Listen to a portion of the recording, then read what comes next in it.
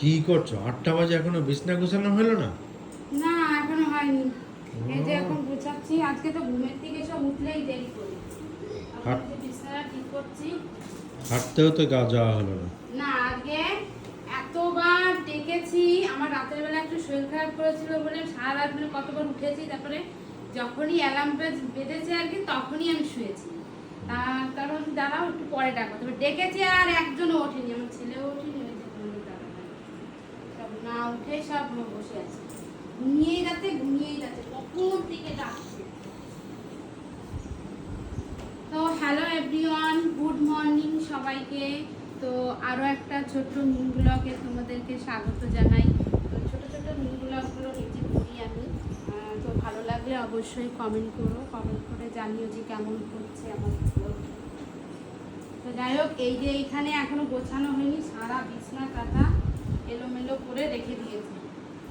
ঘুমিয়ে আছে, তাও পেন্সিল বক্স বিছনায়, এই যে খেলার জিনিস বিছনায়। তাহলে বলো এরকম দুষ্টু বদ ছেলে কাদের বাড়ি আছে?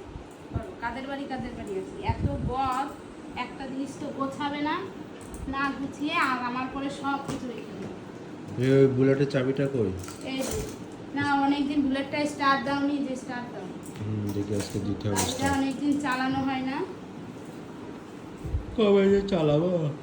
কবে যে চালাবো? চালাবো তাড়াতাড়ি চালাবো। আমাদের দুষ্টু বদমাইশ আজকে স্কুলে যায়নি, ঘুমের থেকেই ওঠেনি। মানে উঠে ডেকে ডেকে বলছে একটা দিন না গেলে কি হয়, তাই বলছে তোমরাই বলো স্কুলে যা কাজ দেয় সেটা কি আর পরে পাবে? এই যে আমার খাটনি করতে হবে আবার। এই যে এত বদ, সারাদিন এই নিয়ে ঘুরে বেড়াবে। আর এই যে এখন আমাদের বুলেটটা আর কি স্টার্ট করবো, অনেক দিন স্টার্ট করা হয় না।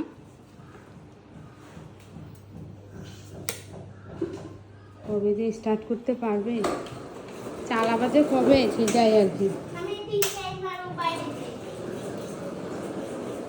আমাদের গাড়িটা কতদিন ধরে ঘরে পড়ে আছে।